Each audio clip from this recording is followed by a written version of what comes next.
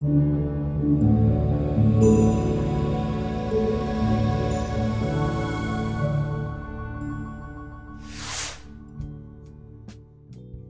m'appelle Nicolas Titeux, je suis ce qu'on appelle un sound designer. Mon métier, c'est vraiment de fabriquer du son pour tout type de médias, jeux vidéo, films, pubs, etc.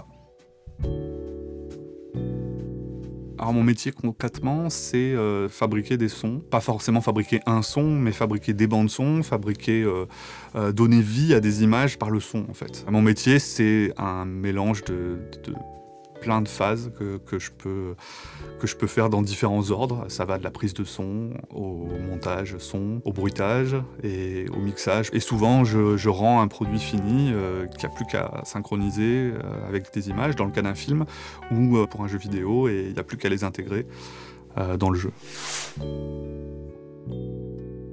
C'est clairement le micro, quoi. Juste déjà à la prise, on peut faire des choses qui sont incroyables.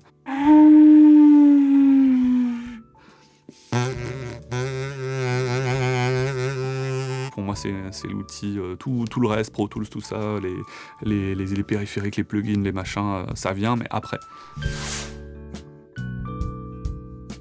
Quand je crée un son, la chose la plus importante pour moi, c'est vraiment l'émotion qu'il véhicule. Enfin, tout le monde est d'accord pour dire qu'un son, il évoque de la peur, de la tristesse, de la joie, de l'inquiétude, enfin voilà, toute la palette d'émotions. Donc c'est ça vraiment le plus important, quoi. Quand j'écoute un son, est-ce qu'il me fait penser aux vacances, voilà, à quoi il me fait penser.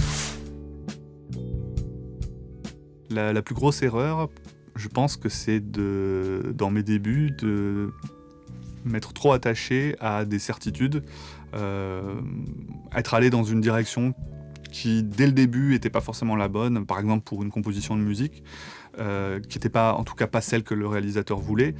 Il me le fait assez vite comprendre, sauf que moi je suis persuadé que mon idée, c'est la bonne, sans doute par manque d'expérience ou fierté mal placée, je sais pas. Puis je me rends compte, plus on avance, plus je suis dans une impasse et en fait il faut que je retourne vraiment au début. Ce qu'on fait, on peut jamais être sûr que c'est la bonne chose et donc faut être très à l'écoute des conseils des autres. Faut rester bien sûr ouvert, je pense, et puis rester humble quand on fait un projet. C'est pas parce qu'on a beaucoup d'expérience que forcément on va avoir l'idée de génie ou que notre idée sera forcément la meilleure. Donc faut rester humble et ouvert.